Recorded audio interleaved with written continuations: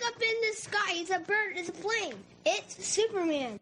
This is Dan Jurgen. This is Jason J. Lewis, the voice of Superman on Justice League Action. This is Mark Wade, writer of Superman Birthright. And you're listening to the Krypton Report.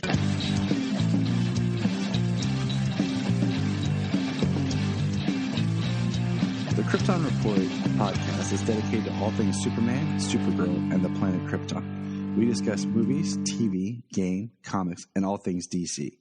So join me, Tyler, with my co-host James and Jania. Welcome to the Krypton Report. How's it going, everybody? Welcome. It's me, Tyler, the Superman of Blue, and with me today is my co-host. You know him by many names, but today he goes by that new name, Chimp Arm. Welcome, Chimp Arm. Chimp Arm. That's for all you Peacemaker fans. Oh. Okay. I mean, I gotta say though that for the show being what it is, and honestly, how absolutely ridiculous that opening title sequence is. I've watched it. I've watched all 3 episodes, and I watched the first 2 twice. So I've seen that intro 5 times, and I still laughed my ass off the 5th time I watched it. Like you said, it's low-hanging fruit. And I said it's James Gunn basically unleashed, doing whatever he wants because it's for an HBO Max show. And if you don't buy into John Cena, and you didn't buy into like what he was doing in the Suicide Squad, you're not gonna do this. And like, it's a very different side of DC with a character that most people would care less about. And that's why James Gunn's getting away with everything he's doing, because none of the characters are, anything you care about. Like, it remains okay. The one that kills me is Vigilante, because he's just so like dark, graphic, and goofy. It's Adrian Chase, but he's so. It is not comic accurate characters. No. Okay, we're just going to throw that out, people. That these are not comic accurate. And you know what? I'm actually going to try to. I tried to do this as my James Gunn rewatch. I'm going to try to watch Super again, the James Gunn movie. Just out of curiosity on some things. But hey, yes, Peacemaker did drop this week, 3 episodes. It's a different kind of show. It is funny if you like stupid humor. Like I said, if you were on board with the Suicide Squad, you'll probably translate well to the show. The pacing's a little slow, but it's a show. I'm in it for Cena. That's and Robert Patrick, of course, he's amazing.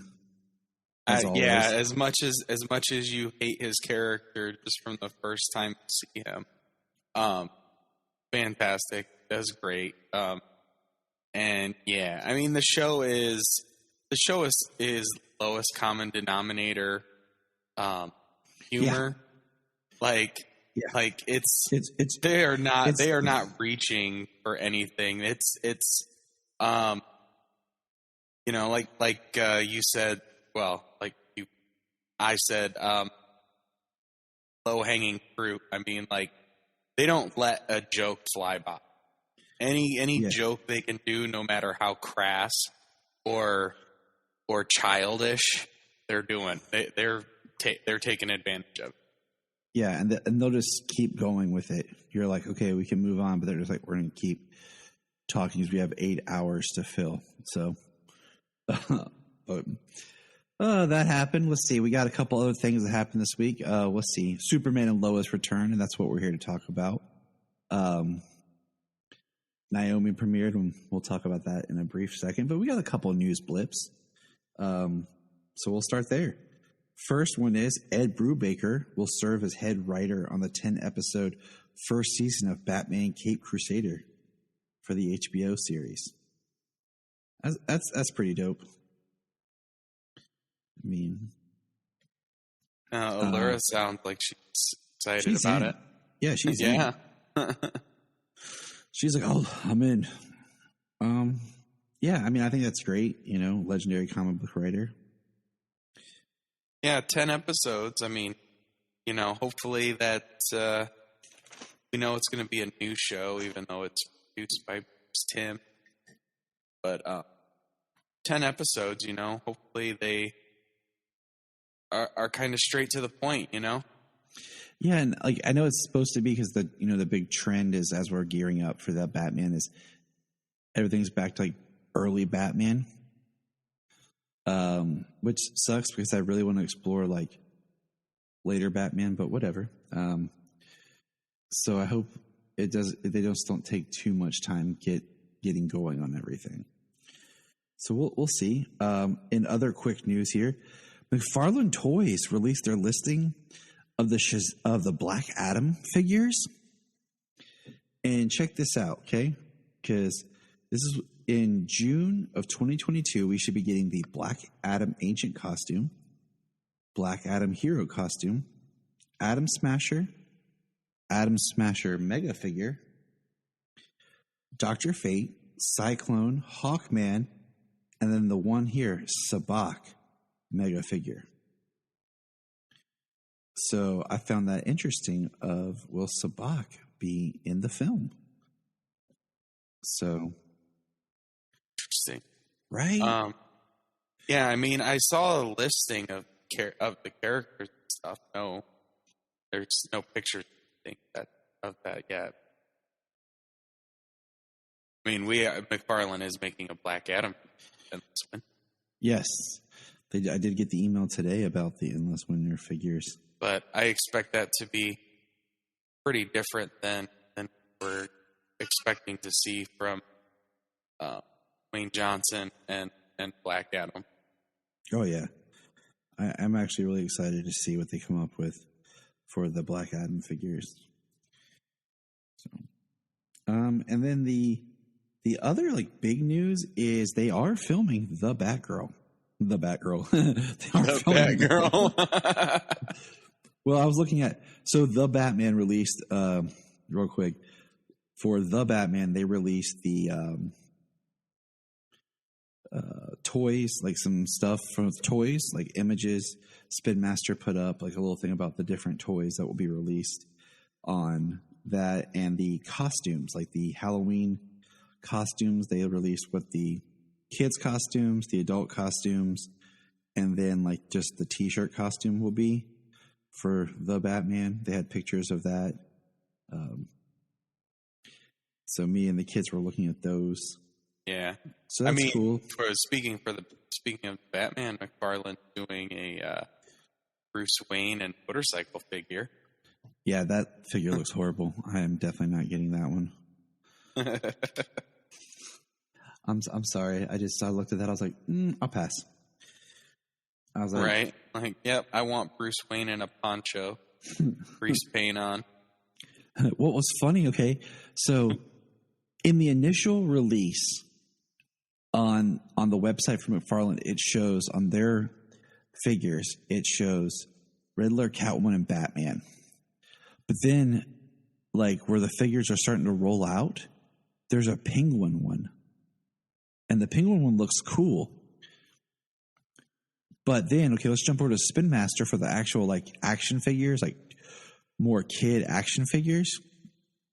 And there's Catwoman, 2 different Batmans, Penguin, and no Riddler. Because someone's like, where's the Riddler figure? And I was like, I don't know. It almost makes you wonder. I mean, we know what he's gonna look like for the most part. If they're hiding anything at all or later in the movie. Right. So I don't know. It's just interesting. So, all right. So back to Batgirl. They are filming it, and there's a bunch of photos coming out of where they're filming outside and stuff. And the first one to talk about is a couple of photos of Leslie Grace with her dyed blonde hair or red hair. Blonde hair. Yeah, red hair. And it's interesting because they're actually pulling off a redhead look. Yeah, and it's just it's behind the scenes. There was a shot of her in a cloak, meaning that she must have had like the Batgirl costume partially on or something. But she was covered going to set. Right. So I expect some sort of leaked image soon, which is crazy to me that Warner Brothers let all these leaked images go of like Sasha Calle when that came out, of her as Supergirl and the behind the scenes, but yet they didn't decide to put anything official out to kind of just curve that. Right. Maybe they're trying to hide it a little bit more, like we just don't want the pictures leaked so quickly. I know, but it just means that you're just letting people fuel their discussions and maybe their hatred towards behind the scenes or stunt suits, or, you know what I'm saying? Like, you're not actually letting them get a good look at what your character is supposed to look like. So I expect to see the bat suit, soon. I mean, that was our first look of the Batman, if you remember, was the stunt performer on the motorcycle. Yeah. In the suit. It was just a behind the scenes photo. It was the first time we saw the suit, and everyone was kind of ripping it apart and everything. So you would think they would get ahead of the game, but it's Warner Brothers. We know how they're having problems. Yeah, I don't. You never really know what they're up to over there with how piss poorly they handle leaks and public relations and everything else. So, I mean, yeah, I'm hoping to see a reveal of the Batgirl suit soon. I want to see what they're working with. And Leslie Grace is just from some images. I mean, I'm enjoying what I'm seeing. Yeah, I mean, I always try to be positive. You know that. It's one of those things people are posting like, not my Batgirl, or she should have been this actress, more of the traditional redhead that we all kind of think, but we know how they are. We're trying to do more about inclusion and diversity, and I just try to be positive. You know what I'm saying? And unless I feel like they completely betray the character and do something horrible, I'll speak out. But I just like to be on the positive side. Yeah, I mean, there's nothing really to see yet, or to really take from it too much. I mean, they're leaked photos. They have shown her red hair. The one photo, I mean, she could just be walking off on the set or something, just in some friggin' baggy clothes, or she could be in between shots and she's playing like an undercover homeless person. I mean, I wouldn't put it past what she was wearing in that image. Oh yeah, I'm just for that to be shooting something like that. You know what I mean? Oh, totally. So but it's literally nothing. It's just a couple of images of her, and it's completely behind the scenes. Dude, hold on. As we're talking, I'm checking my Twitter updates. I think we have our first costume. No looks way. Legit. It looks legit. It's from the source that's been putting up all the leaks. I'm going to send it your way right now. Hold on to your pants. Yeah. All right, I'll try. People, live. Jamie's trying to take them, but I'll try. Come on, Shimborn. My pants. Really? What? Interesting. So it's definitely okay. So here we are. Breaking news. It's definitely the Burnside style. Absolutely, yeah.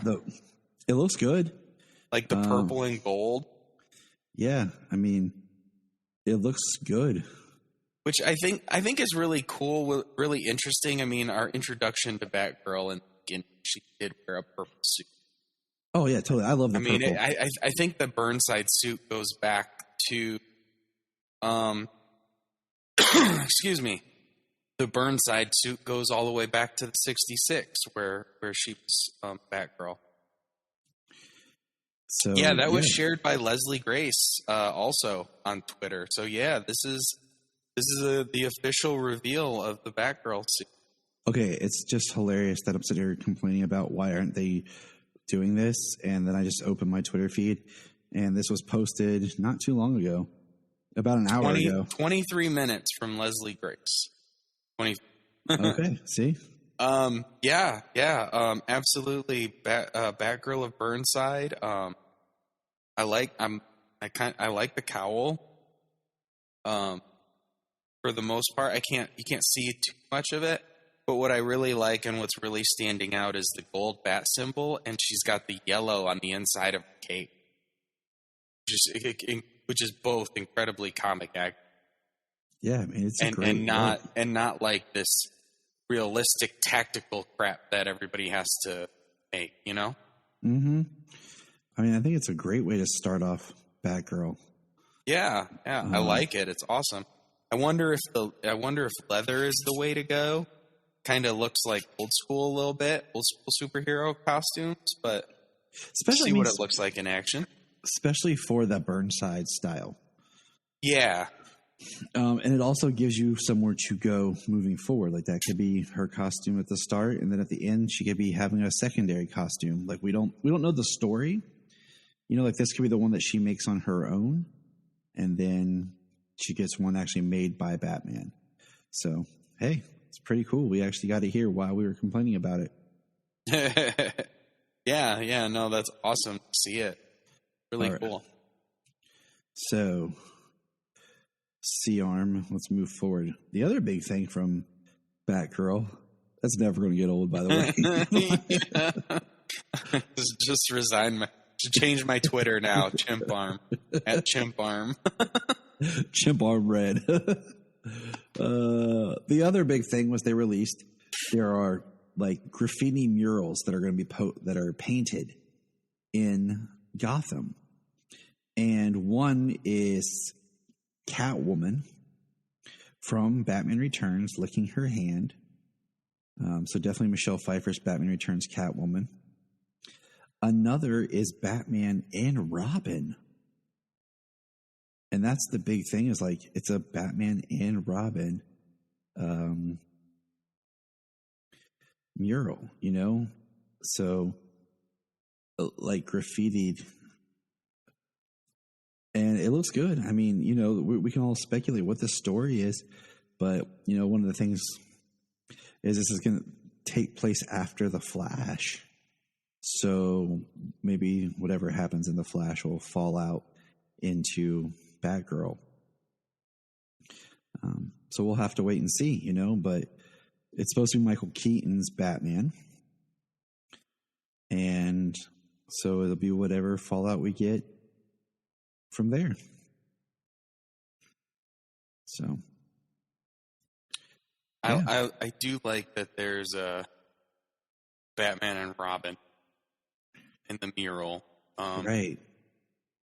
You know, I mean, the one good thing we can say as of now, they are embracing some of the comic bookness. I mean, to have a child out there doing what Robin does, and then to have the Batgirl of Burnside, the yellow in her cape and the gold bat symbol.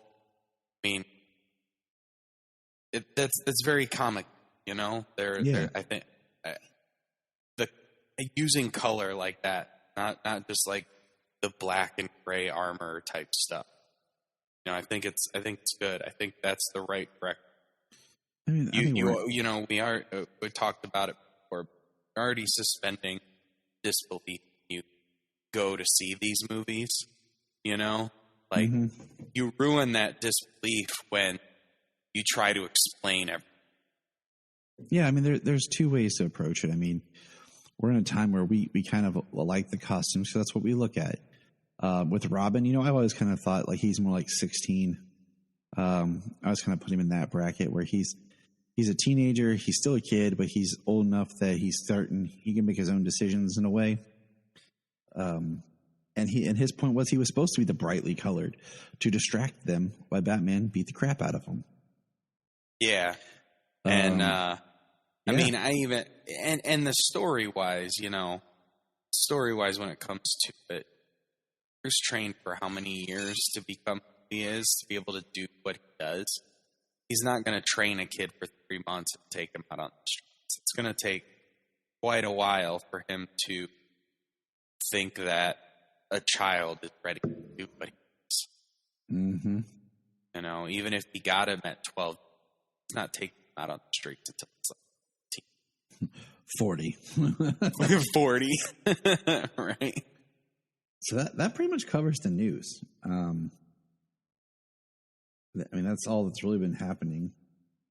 Like I said, I'm not going down rumor mills and stuff like that right now. There's just too much crap. I'm more about, let's chat about solid facts. So I do want to take a moment here and just let everyone know that here, January 23rd, 22nd, I'll be participating online in the Multiverse fundraiser presented by Back of the Cereal Box. It's part of the Perrine Project. If anyone doesn't know, Valerie Perrine, who played Miss Tessmacher in Superman the movie and Superman 2, has been diagnosed with Parkinson's, and they're raising money to help her. I will be running a panel. I will be interviewing the amazing Sarah Douglas, a.k.a. Ursa herself, on Sunday, the 23rd, at 1 o'clock Eastern. I'm double checking because all my times here are in Central. So yes, 1 o'clock Eastern. And then I'll be doing a few other panels. So just check out our social media and you'll see those. I do also want to say that we have a Patreon. It's $1, and we'll be doing movie commentaries, but we'll also be doing specials too.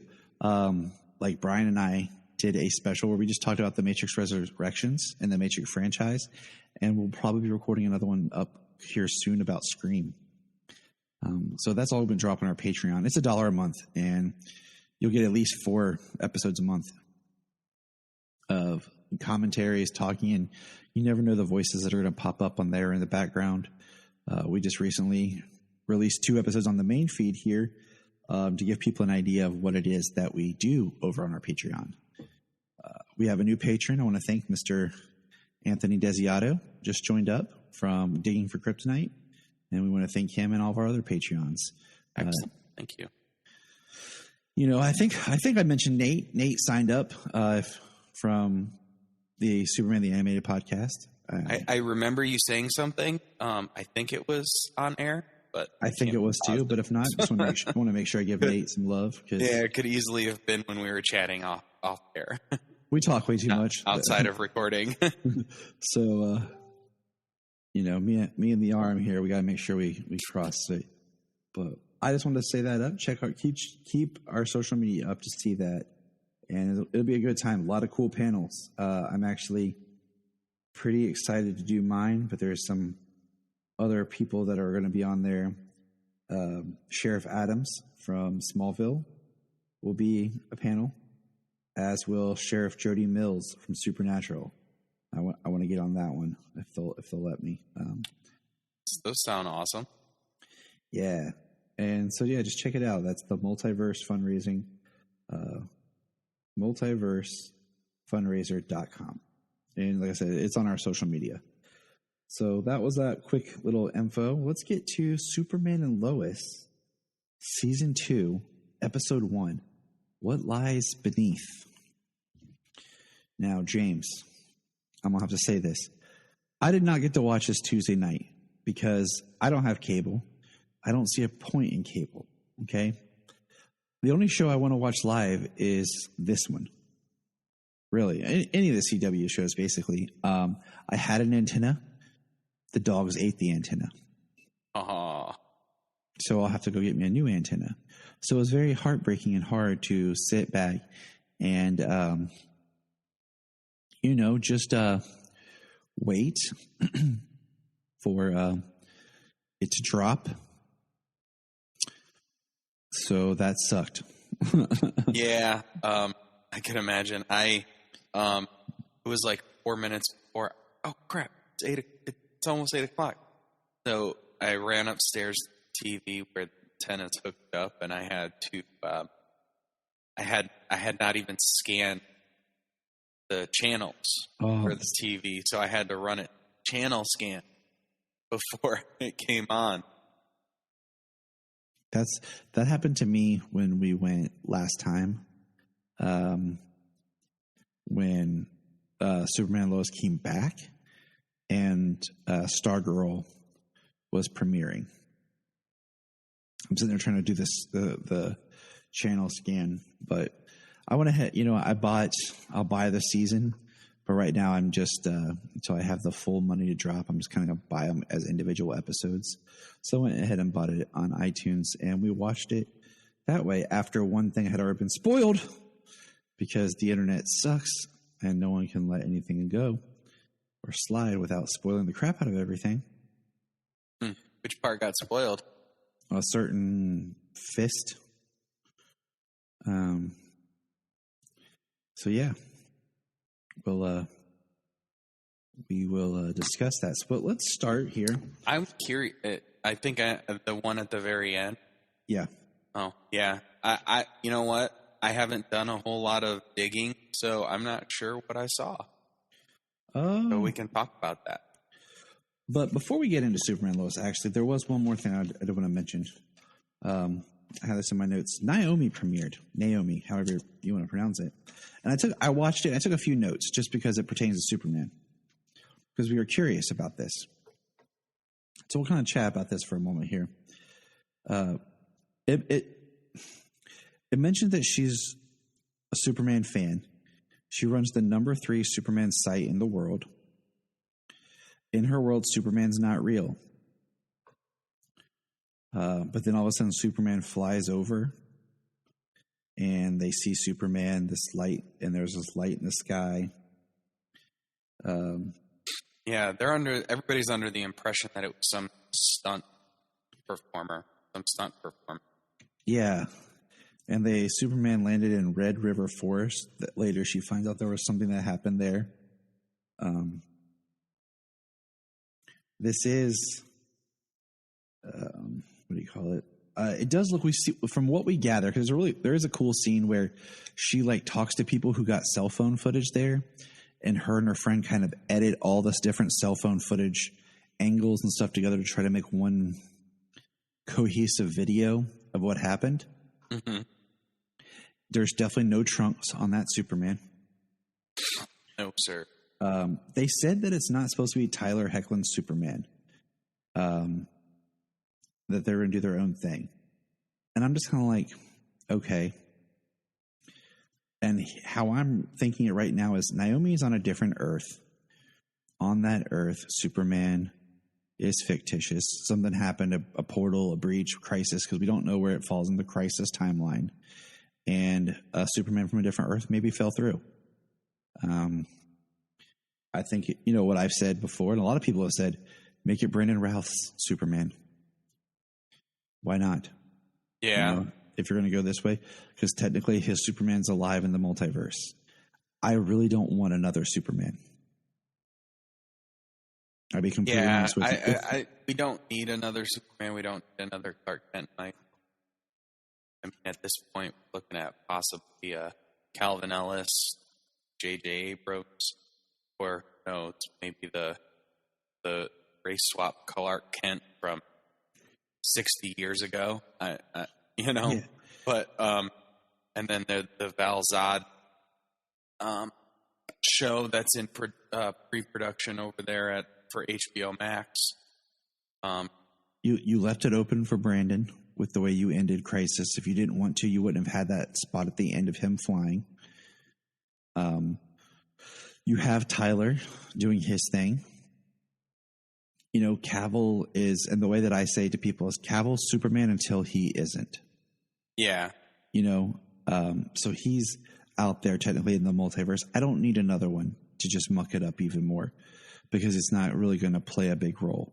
So I think if they're not, I mean, if that's the case, they're not really focusing on developing any of them in particular, They're just trying to throw these multiverse worth of Superman at you and see what they think, sticks. So with that, just do Brandon. Because you already have a backstory with him. We already like him. We're already bought into him. And it would just be easier. The other thing is,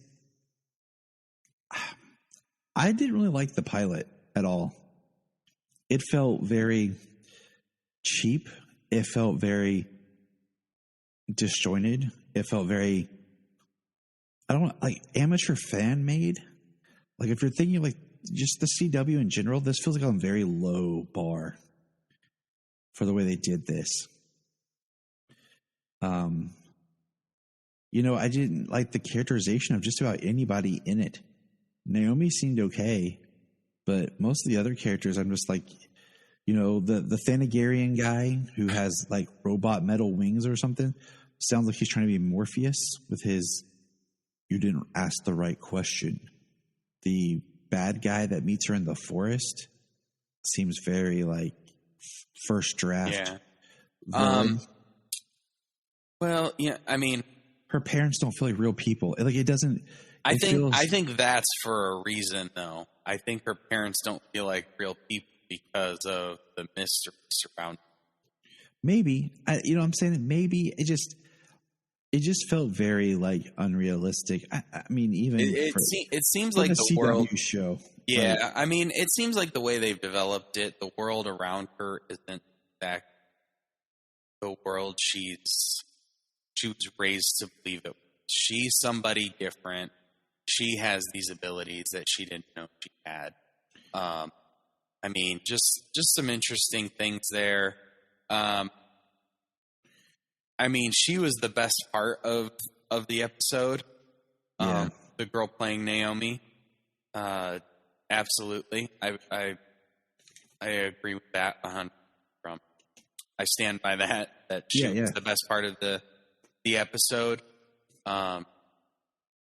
I agree with that. It was the pilot was all about creating an air of mystery around Naomi and stuff. I mean, like I said, I haven't read Bendis's Naomi book, and the only things that I've read of her was from, not even sure if she was in Young Justice, but I know she, or in an issue for Young Justice, but I know she was in a few issues of Action Comics, and then I started the first arc of Justice League that she was involved.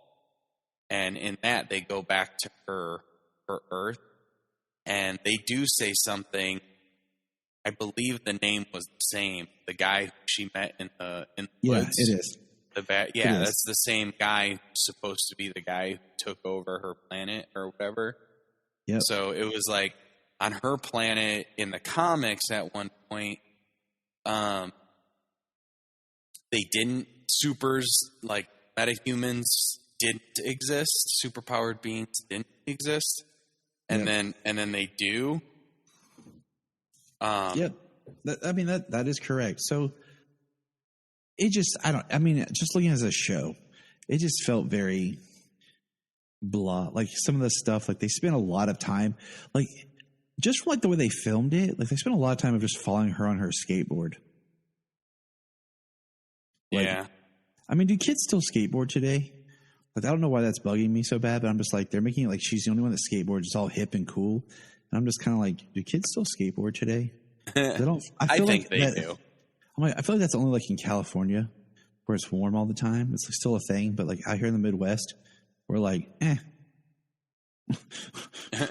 like you never see kids like skateboarding or like here in Toledo, you can't skateboard on the sidewalks and you can't skateboard in the street. I mean, cracks and uneven sidewalks and potholes in the street. I mean, it doesn't work. So right, exactly, exactly. So I'm going to give it at least another 2 episodes, to be honest, and see if I'm in. But it just felt like a weird like beginning. Like I told you, it was like, she's supposed to be like really in. Like the pilot opens and she's at a party, and the dude's like, "Why do you guys like Superman so much?" Like they come up to her and say that, and I'm just kind of like, it was just kind of weird how they tried to force that in.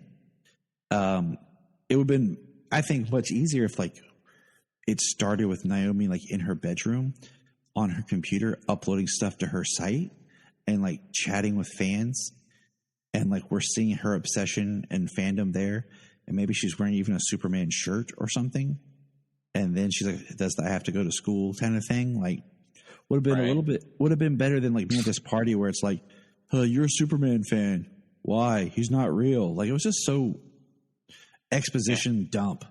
Right. I mean, I have little investment in the character in the show, so yeah, I'm going to give it some more time.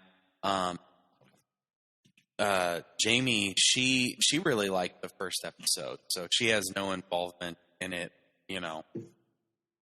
Besides through me, she has no investment in the time or the show as it is, but she enjoyed the first episode. Cool. I wanted to watch it with the kids, and I wanted to watch it with Jania, but I just didn't get to. I do want to chime in here. Mike, my good friend Mike here, Mike Conley, he just messaged me back that the Batgirl suit looks fire. So he's on board. It does. That other image you sent, the full image from head to toe with the gold boots, looks dope. Yeah, like it does. I mean, I'm in. So they've nailed the costume. I'm down for what they're doing so far. Now we can move on to Superman and Lois. What Lies Beneath, Season 2, Episode 1. I do like, in this episode, it immediately starts where the last episode was, with Natalie walking up, and then John Henry, that's what I'm going to call him, okay? I'm going to say John Henry or Henry, so I don't get confused with John Kent. Okay? So follow me. John Henry pulls her aside, explaining, like, that's not your mom, that's not your mom. And then it kind of cuts, like a hard cut, and says 3 months later. Love it. I love the time jump. You know, it's past summer, it's fall again. Clark's in his coaching outfit. Yep. You know? Kids are back at football practice. I thought that was smart, building that time to kind of help with the change here. And well,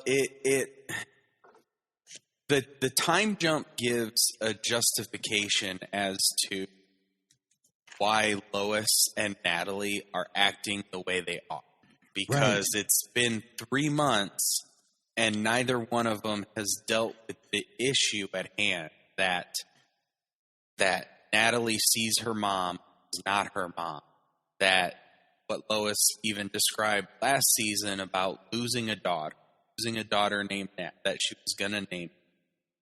You know, I mean, it was going to be a completely different child because it's her and Clark's, but just it still hits her very close to, it still hits her straight in the heart. So I mean, the 3 months of not addressing and working through those issues gives you the reason why they are both acting the way they are in this episode, because they both have a hair trigger reaction to everything. Lois snaps on John. Lois snaps on Jordan. She snaps on Clark. Yeah, she does. And it all, you know, it goes to that point of her and Natalie not working on their emotions. It's a lot. It's got to be, you know, a crazy thing. Mm-hmm. I mean, and I guess we can kind of follow the Natalie thread, because as it goes down, you know, we get a cut later of her and John Henry in Metropolis. and she's going to school. And I put in my notes like, this doesn't make sense. Why would you do this? But she's going to the school that she went to on her Earth. And he says, you know, this isn't your school. These aren't your friends. Remember that. Oh, that's just like setting her up for failure. And that's even more making things difficult on her. And we see that later he comes to pick her up from school, and it's now late in the evening, and she admits that she skipped first period and went for a walk. That she names one of her friends didn't even notice her. And they get into a fight, and she calls him Henry. For a genius level character, having a pretty hard time grasping the fact that she never actually met that person. Right. I mean, my thing is I don't blame her, because it's one of those things that is way out there. And she hasn't had her come to terms moment yet of really being able to grasp everything. She hasn't really experienced it, I think, the way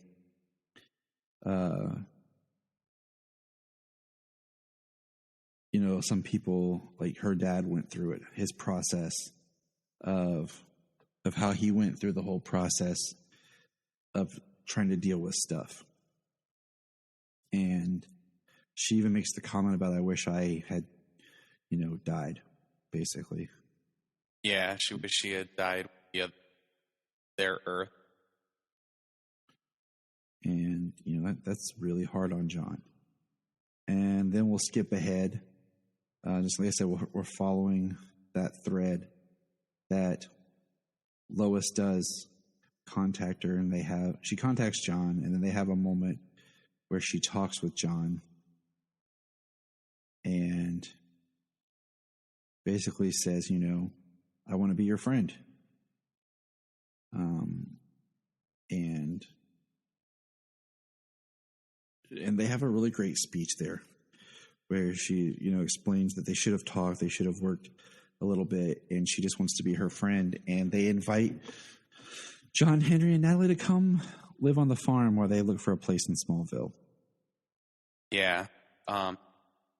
Yeah, that was really nice. I know I'm not your mom. I'm not trying, but I would like your friend that would, try to deal with these confusing situations together.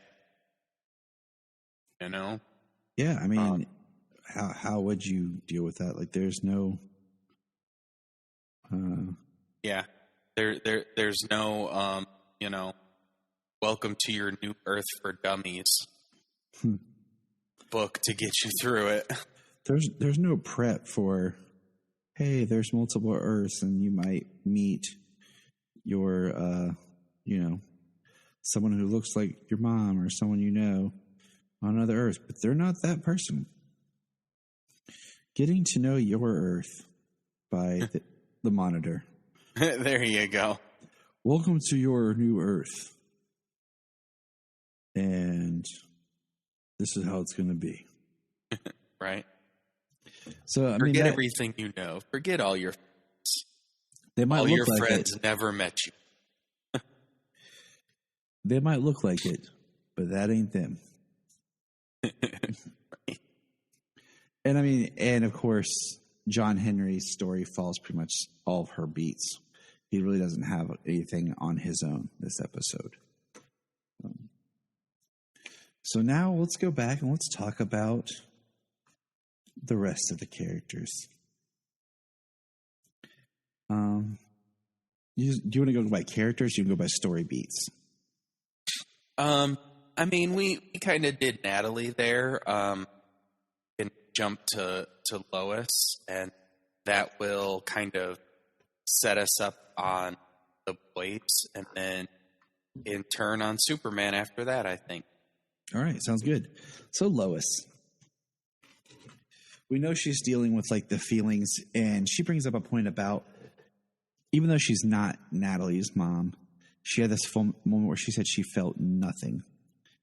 And, at the end of the episode, when she's breaking down to Clark, she felt nothing. And she then relates it to how her mom must have felt and been able to abandon her and Lucy. And this is the first time Lucy's mentioned.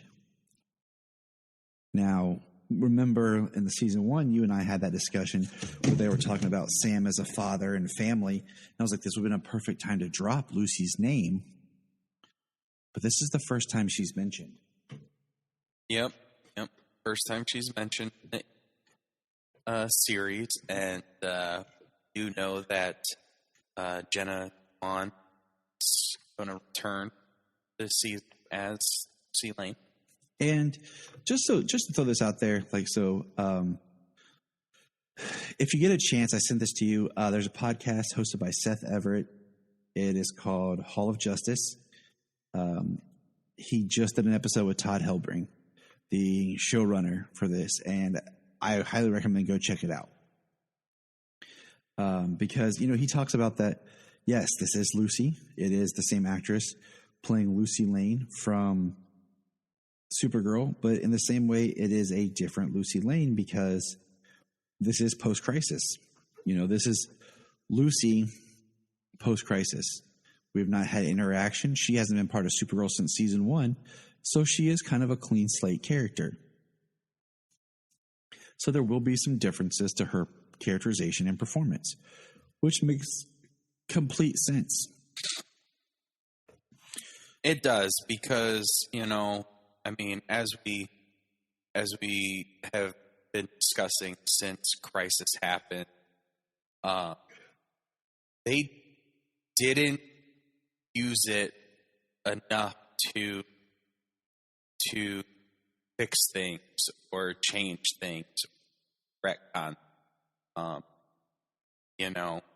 Everything basically came back as the same show as it was before. And once in a while, you got them like, oh, wait, guys, don't forget that Crisis happened. So, throw in a crisis line. Let's change something just to make it, make people remember that we had that. Yeah. What's interesting, in that interview, he talked about the original script for Superman and Lois, the original pilot they were working on, and it was more of a crisis tie-in. The reason why Clark was having discord with his children was because he went from having one infant son to all of a sudden having 2 teenage boys. And it was all going to stem from Crisis, but they said the more that they kept refining the script, and then because of COVID and everything and how all the shows were progressing, they kind of just started to do more of their own thing. Well, see, that's the thing there too. Like, they're already screwing up their own story from the get-go. Talking about him thrown in turmoil from having an infant child to having a teenage son. Like, he wasn't one of the paragons. He wouldn't have even known the difference. Well, remember how the ones who weren't paragons, they got the Martian Manhunter exposition dump on them? Yeah, and we talked about that, but he that would have been a revelation that he had dealt with this life before, and he only had this young son. He would have already had an entire life that he lived with his children up to their teenage years. So the revelation would have been what was revealed to him, what his life was pre-crisis, not post-crisis. Post-crisis would be just the life he's been living. True. Like, they're screwing up the showrunners, things like that are screwing up their own story. Yep. I think it's good that they changed and came to what they got, because people like us would have been like, well, you guys are just idiots because you're screwing up your own stuff. You wouldn't have even known. But, I think they got to where they needed to be for the show. Yes, sir. But it was just worth pointing out, So what were we talking about then? Lois. We were on Lois's story. I know. I'm just being dumb. But with Lois, she's on a hair trigger at the very beginning. She gets on Clark about stuff. And then she goes off to her and Chrissy are running the paper, and they're looking for more reporters to add. And basically they can't find any. And Lois doesn't want any because she wants basically, perfection out of a reporter at this small paper. And she makes the comment, that the guy that they were interviewing, he was more worried about Twitter followers than he was about journalism. There's a word she used that I'm drawing a blank now on about like persuasive or something journalism. And so we see that her and Chrissy are not at the greatest stage in their work relationship. Mm-hmm. Yeah. Lois goes home and catches John with his girlfriend. So let's pause there for a quick second, because that was one of my favorite parts is when, and we'll come back to that, but she basically, she catches John. We won't say more than that till we get to John's story. But the line that I liked is she's like, whatever excuse you're coming up with in your mind, and then her and Clark get into an argument when he gets back, and that pertains to John and the situation that John was in with his girlfriend. Yeah. Sorry, go ahead. No, go ahead. Oh, well, I was going to say I like the line when they are actually going at it. They're having this discussion. I think Clark, from a father's point of view, is not seeing it as such a bad thing, but also he doesn't quite understand because he wasn't the same type of teenager.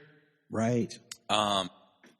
And he says, I never would have done something like that at his age. And then she's like, well, I guess he's a lot more like his mother than his father.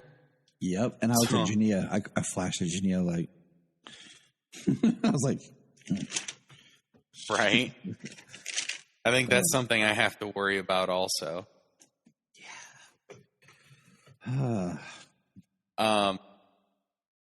But yeah, and I also, me and Jamie actually had a discussion about that too. 15-year-old boy in his bedroom with a girl, and like, and that pertaining to Clark, like, he wasn't the same. He had powers ever since he was a child. He was very reserved, very hidden, very shy. He wasn't quite the same as John. And John, for all intents and purposes, is a normal person right now. Has no abilities. So his life, his worry would be, would I hurt somebody on accident? Right. And, the thing is, if you look at the setup, Clark comes back with them, and then all of a sudden he has a Superman emergency. And I love the scene because he's like talking in the background to him. Like, I gotta go check something. And in the foreground, John and his girlfriend are walking, and you just see Clark fly off. So it was kind of like he hadn't planned on leaving them by themselves, It just kind of happened. And it was very interesting, that then John took advantage of the situation. Well, I think his girlfriend partly took advantage of that situation because she's like, how long does it take to walk over to the other farm back? Did you catch whose farm it was?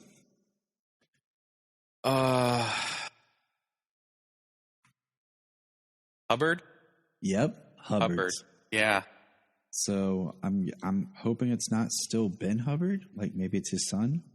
But as referenced Ben Hubbard in Superman the movie, when Clark's leaving Martha, he talked to Ben Hubbard before he goes off. Young Clark, I thought that was cool. But yeah, we're just going to keep with Jordan because I think we've kind of hit Lois's beats. Jordan, you and I both had the same question about Jordan at the same time. So football's starting back up. He's Jordan second. or Jonathan? Jordan. He's second string quarterback. That's Jonathan. That's what I'm. Dang it. Okay, that's why I was clarifying. Well, it's which one it was. Well, the dude's name is Jordan in real life. Okay, give me some credit. Like, this is true. Yes. So that's why I'm thinking Jordan, because the actor, Jordan, and then the Jordan, it just gets really. So Jonathan, played by Jordan, the actor. Yes, you were totally right. You had it right. Jeez, Jonathan, John Kent, is quarterbacking second string, but he's not really getting to perform, and the coach is really hard on him. And they mentioned, you had your arm broken twice last year. We see him with his girlfriend, and you and I are both like, who is this? Her name is Candace. This is not the girl that we left off with. That was Tegan. Because I looked it up, like, the character that John was courting, talking with, kissing, making out with, who had the father from Central City, was Tegan. The character was Tegan Wickham. And now he has a girlfriend named Candace? So over summer, he found him a new woman? I guess so. Because our first thought, we were both like, wait, was she recast? Is this a new character? And then, no, it's a new character. So what's going on with John? He playing some field, Is that going to be his thing now? Like, the ladies' man? Hello, I'm John Kent, the ladies' man. But what we discover is he's in his bedroom with his girlfriend, and he has his shirt off. I'm going to just say this, that you got it the wrong way, John, but we'll move on. And his mom came in and caught him. And when the scene happened... I suppose we'll see that. Have you watched some of the other CW shows, okay, man? They are thirsty as thirst. They're like a person in the desert. That's how thirsty they are. Right. His mom's like, whatever, lame brain excuse you're coming up with. And I looked at Jania like, I just been like, I'm a dude. I'm a dude with my girlfriend. I'm 15, teenager. What do you think I'm thinking about 24/7? Okay. I saw an opportunity. I seized the point. I seized the day. Carpe diem. Right. I was just going to say carpe. I mean, there's not really an excuse. It's just like, whoops. I'm just sorry you caught. And there's another scene with Jonathan, but we'll come back to that because we need to get in touch with the other brother, Jordan, the correct Jordan. Yes. Jordan Kent. So the episode, when it opened up, was hilarious that Jonathan comes downstairs and Clark's like, oh, what's that smell? What? And then Jordan enters wearing too much cologne. And of course, Clark with his super smelling was like, whew, buddy, wind is down. And he has something special planned for Sarah, who's coming back from camp. And as a counselor, she's been away all summer. I guess all summer. That's the way they made it. Seem that she's been away, and this is like I called it, dude. He's getting his heart broken. That's all I'm gonna say. He's screwed. Yeah, she does not seem. She seems very much apprehensive about the relationship since she's come back. I mean, I'm not. They haven't revealed why, could be a couple of reasons, and I mean, hopefully it's not some of the ones that are gonna like hurt him whole lot. She's gonna break his heart. Okay, she's gonna break his heart. Anything she does at this point, like negatively towards the relationship, it's hard. It's just how far is she gonna stab the knife and twist? I mean, she's going to turn it hard because let's look at it this way, okay? She's had relationship experience. She's a little bit more seasoned. This is his first crush, first love, and you know he's thinking probably long term. He's invested, and we get the feeling, even when Sarah later talks to Kyle, because. You know, when Jordan shows up, she says, you know, Jordan, why is he here? I haven't even texted him to come over. So it was already kind of setting him up. And then she didn't want to go on their special date. Well, I mean, time he shows up, he didn't even give her a chance to change. You know, she's wearing her camp shirt today the whole time. It seems like she's pretty busy from the time she arrived home. So, I mean, it's kind of understandable to want a little time to relax when you get back. But I understand her point and his point. Yeah, I've been. I mean, yeah, you want to see her. You want to get by and see her. She just got back. See how long. I've been Jordan like that before, where you care and you can't help that you care, and she's pulling away, and you know he'll probably turn evil and slaughter half the town later this season. So he'll just go crazy. Well, they all get what they. Yeah, it'll turn into the Brightburn sequel that we all been wanting. We do see that Jordan has learned how to use his heat vision and control it, as he uses his heat vision to light a bunch of candles to trying to be sweet and romantic. Which is a very nice scene. It is, and then she wants to go. She says she don't feel good and wants to leave. And when Jordan gets back home, his mom's like, how'd it go? He said, good. And she's like, that's all I get? Good. And he's like, I took her to, and I can't remember the place. She's like, where you got arrested? He's like, I checked with the owners first. They were fine with it. So he's already being, smart, and it was trying to be romantic. And, it was just funny because Lois is like, that's all I get is good. And he's like, yeah. And then, well, after what happened, your father's going to have a talk with you too. And I love the talk.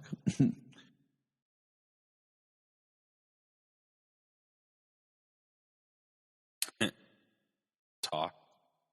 When Clark shows up and he's talking to him about wanting to be intimate with someone, and he's like, you guys can ask me anything. And they were asking like about his first time, and he was like a little older. And then, did you catch Jonathan's mouth bomb? Yeah, Jania didn't catch it at first, and I was cracking up. And she's like, "What?" I was like, "Jonathan just mouthed mom." Yeah, like he's not doing anything. Like he's never been with her, anybody before Lois, which is possible, but not always true.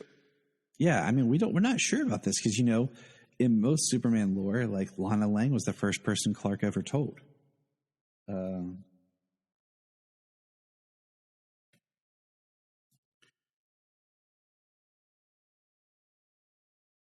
So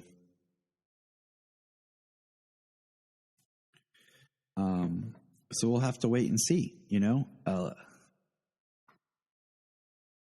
and we did get so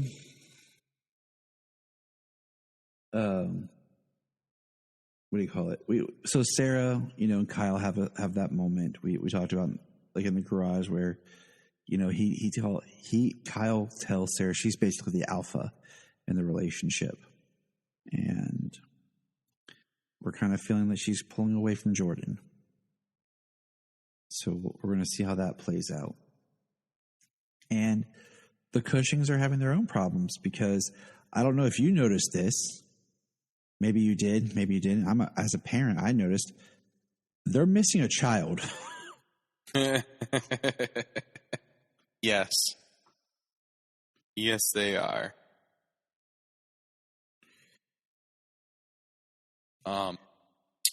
Yeah, Sophie is nowhere to be seen.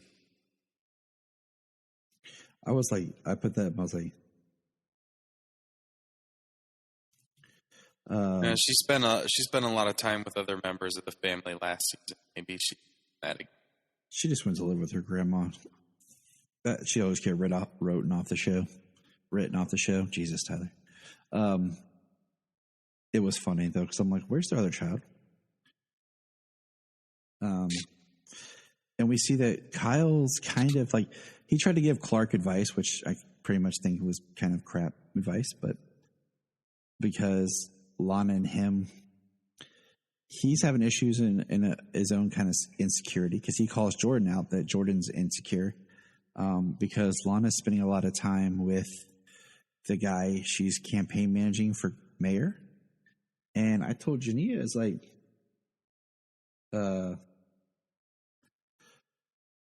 Lana should be the one running for mayor, not this guy. Absolutely. I say the same thing. She's the one who speaks up for him anyways. Right. Yeah, Lana should definitely be the one running for mayor. Yeah.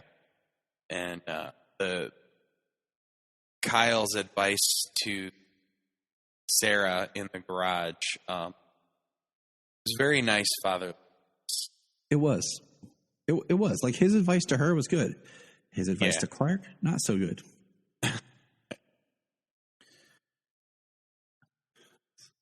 And then there's a great scene. No, I think fatherly advice is a little more important.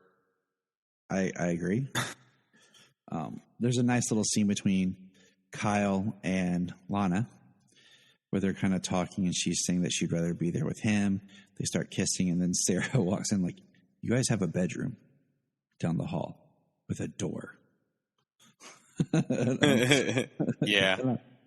And that's when I was chuckling. And then I was like, where's your other kid? So, all right. So that takes care of everybody except Clark. So now, back it up. So the opening scene, we get a really cool shot of a bunch of merchandise being sold for Superman. And I pointed out, there's some figures there that I need. Okay. Very Tyler looking figures. Maybe that's a tease for some McFarlane stuff that's coming along the way. That'd be sweet. And also, I don't know if you caught this, but of course I did because I'm a weirdo. But they're selling Superman capes. And one of the capes they had for sale hanging in the back had the yellow S on the back. Oh, no, I didn't see that. It's hanging up in, like, just if you get a chance to watch that scene again, it's hanging up.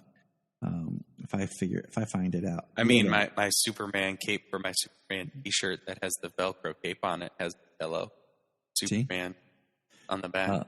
And I'm going to say this because you and I have said this before.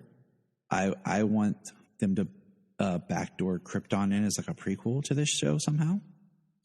And I posted that in my headcanon right now, Segel is Clark's grandfather. And I had a person online say, no, you got the wrong cape. And I'm like, really, dude? Really? That's what you're going to say? Like something that could probably be changed. So. Yeah, that could easily be changed. But so we see that they're selling merchandise, and Kyle makes a reference about him not wanting Smallwood to become some sort of tourist like destination because of what And I'm just like, okay, I get that. But Clark, what he says, he's coaching again.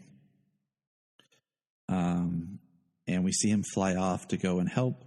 And what he hears is a Russian submarine. Or not Russian, North Korean. Sorry.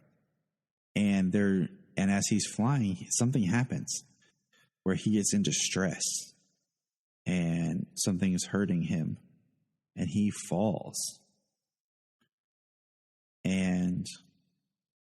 But he does, what do you call it? Raise the submarine. And it's a great scene where the people on the submarine are cheering, stating Superman saved us.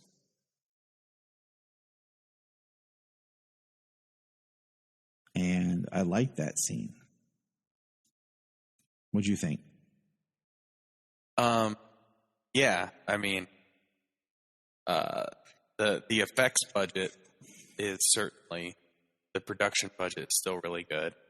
And the way the suit looks on him when he's all wet, though, it's a little kind of like folded up in places.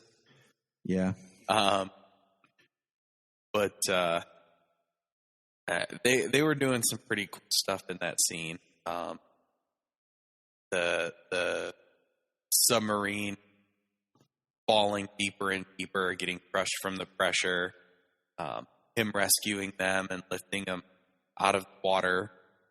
I'm very curious as to what he's got going on. We're going to speculate with that here soon. Yeah. I mean, that was my biggest takeaway from that. He saved the day. He did save the day, and he meets. We meet. He already met Anderson, who's taken over at the DoD, who basically is upset that Superman saved a North Korean sub and didn't place it on American soil. And basically, Anderson is upset because Superman should think of America's interests first. And Superman's like, no, I already pledged myself to the world. I'm not just, he's like, I'll help the DoD, but he's like, I'm not here to serve them. He's like, I'm here I save lives. And that's a big deal. We're in a time more and more where Superman's supposed to represent a savior to the world and not just to one particular group. But that's not how Anderson looks at things. And then skipping ahead with Anderson here, we learned that there was a school of metahumans that were being trained that wear uniforms with the shield that he knew nothing about. So that was something that Sam, I guess, kept from him. That's going to come back up here soon. I don't know if I'm absolutely sure that for training metahumans, I'm absolutely sure that Sam about that. But Sam, Clark didn't know about it. Sam never told Clark about it. Right, but I'm not sure that he's the one who would send them out with shield on. I think that's Anderson. Yeah. I did like that. He said that's not your shield to give away. Yeah. And he's just like, it's the most recognizable symbol in the world. Like, so what? Like, can't take that, put it on, plaster it on whoever you want. Yeah, exactly. Like, that's mine. That's my, I wish he would have fought a little bit harder. Like, that's mine. My family symbol. That's what I stand for. And you can't just let anyone wear it because you're basically drowning my name in the mud. So I would have liked a little bit more argument there, but Clark kind of brushes off and heads back home. And that's where we get the Anderson stuff. That's all we got here. So the other big Superman-y thingy is in this episode, earthquakes start happening under the mine and start shaking Smallville apart. And we see Superman, Clark, fly around, uses his freeze breath at the water tower. And which was a pretty awesome way to save the day. Yes. Froze all the water so that way it just stands there until the water melts. Yeah. But yeah, it was awesome. And there's little earthquakes going on. There's some rumbling going on, and of course, Clark flies into the mine because he sees people. That's where we see the metahumans with the shields. And I guess the big thing is here, something's underground, under the mine. Because the final, shot is the big one. It's the big talking point. Is like a hand in a green suit punching, and then it cuts. So, are you thinking what I'm thinking? Okay, was it a green suit? I knew it was like some sort of mech suit, and I mean the idea. Condiment King. Yeah, of course, it's got to be Condiment King. I mean, The the only Underminer? two things, right? The only two things that it could possibly be. I mean, it looked like a mech suit, so I mean, green mech suit. That's Lex Luthor. But a green a hand in green punching through the ground. I mean, that sounds like Doomsday.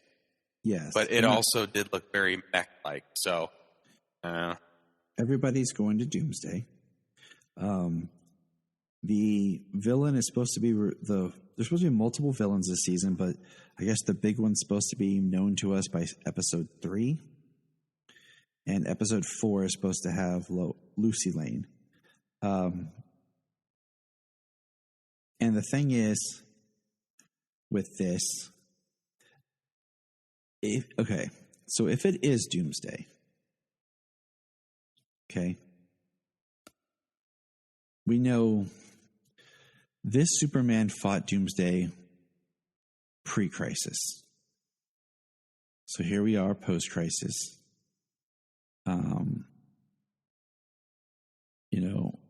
And what does that mean? I think the one thing I told you is like, okay, if they're into Doomsday, I think it would have been neat if it was something that maybe he's not under the Schuster mines.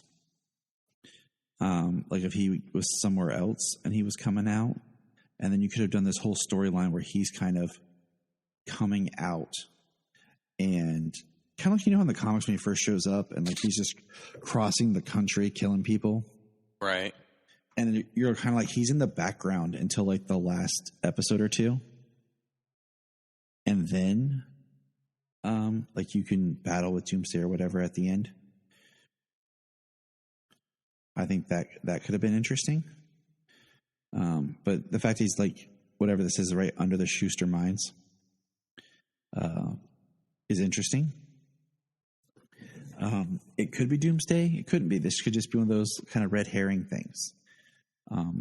If it is Doomsday, it could be really interesting to have Clark battle Doomsday in this season, and then if he does, and then do a Death of Superman type thing through the third season, or like a kind of a world without Superman and whatever, and then you could do Cyborg Superman, or we have Steel and stuff. So I don't know. Do we want to go that route? I'm not even going to really speculate on it too much, because we're not sure. But if it is Doomsday, interesting. That's where we wanted to go with the Superman already. I think this would be a more interesting way to tell that story, especially if you build it up kind of like the comics did, where, if we're going 15 episodes this season, where the last maybe 3 episodes is the battle. The way the comics kind of built down to the last issue. Yeah. The only thing that doesn't work, I mean, in my opinion, the only thing that doesn't work for TV is a character like Doomsday. I mean, he's full on rampage. He doesn't stop. He kills everybody in his path. I mean, the way they did it in Smallville is the only way that it worked. That Doomsday is like dormant the whole. You know what I mean? More time than he's actually out there doing what he's doing. That's just kind of the way of it. I just don't think that character in any other way would really work. Like, you certainly can't introduce that character now and then not battle him until the 12th, 13th, 14th, 15th episode. Right, especially if he's right under the mines. He's going to pop up in Smallville. It's not like he's going to pop up in Montana. Right. So we'll have to wait and see. I'm intrigued enough to see what they're going to do. But at the same time, I mean, it could be a red herring, and that's why I'm not going to speculate too hard on it, because, everyone thought that we had Captain Luthor, Lex Luthor, and it was John Henry Irons. We really didn't see it.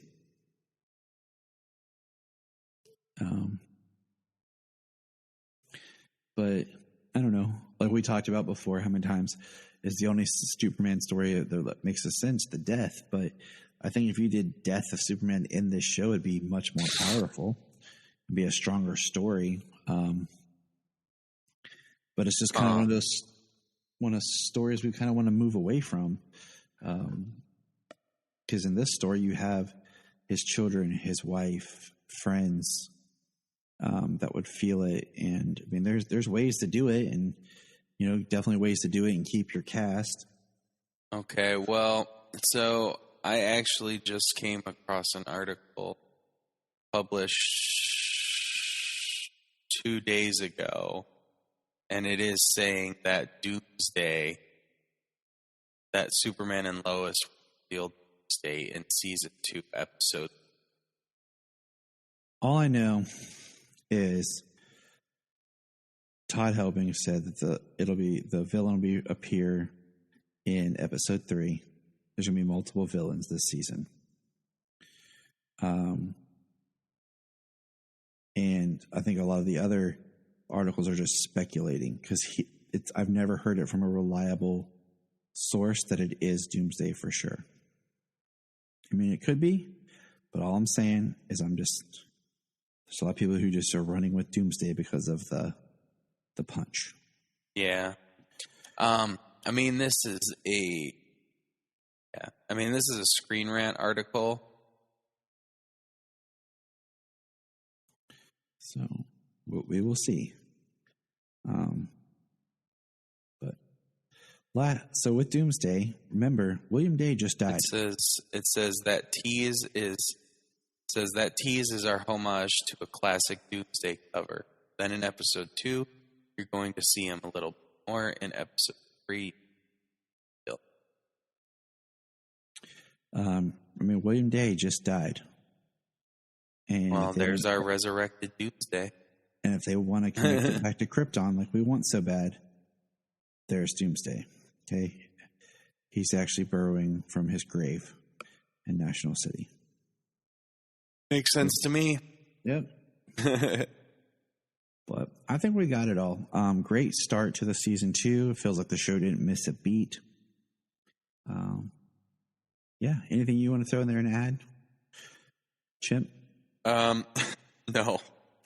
I think we covered it pretty well. yeah, real excited. It's back. Glad to see Superman Lois. The quality is still there. Show looks the same. We had a little bit. It had a decent amount of stuff going on. The thing I'm curious about is the other metahumans. I mean, yeah, they're wearing Superman's shield. But what are their abilities? What do they do? Some of them seem they seem super powerful, super strong, and then definitely super fast.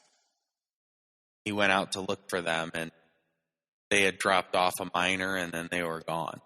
Mm-hmm. They talked about that they want to really dig deep into the comics and not retread a lot of things that are already done on Supergirl. But if anything does cross, they want to do it differently. So I feel like we're in for some good Superman storytelling. Like I said, I recommend everyone check out that interview. That's the voice of the person who's leading the ship of this story.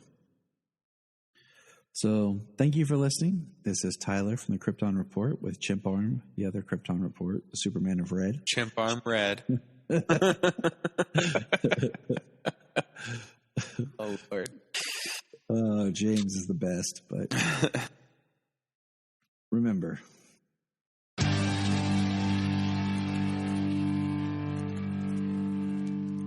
up in the sky.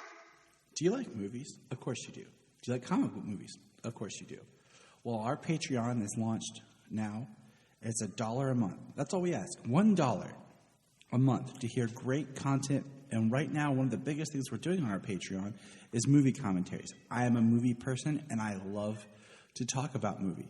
So what we're doing is at least 2 movie commentaries a month. You'll hear the wonderful voice of my wife, Jania, more often, and other special shows. Check out our Patreon at KryptonReport.com/Patreon. And all we ask is, hey, $1. It helps us keep the show on. We're not looking to get rich. We just help with the cost of doing this, and it helps a friend out. You loan a friend $1, you probably have $1 lying around the house and change. So check out patreon.com/KryptonReport. Sign up for the $1 a month and send us a message. You can be on the podcast. We can talk about something, anything you want to talk about. You can join us for a movie commentary if you want. So check it out. And if you want to have a good time, keep listening to the Krypton Report. If you're enjoying this podcast, here's some of our favorite podcasts to check out. Digging for Kryptonite, The Aspiring Kryptonian, Superman the Animated Podcast, The Last Sons of Krypton, The Geek of Steel, the All-Star Superfan Podcast, It All Comes Back to Superman, and Superboy Legacy, Supergirl Radio, and of course, always hold on to Smallville. Check all those out, enjoy those supercasts, and remember, keep listening. The Krypton Report is a Tears production. We thank you for listening and enjoying, and please support us on our Patreon account, our TeePublic store, and check out our social media. Always remember to look up in the sky.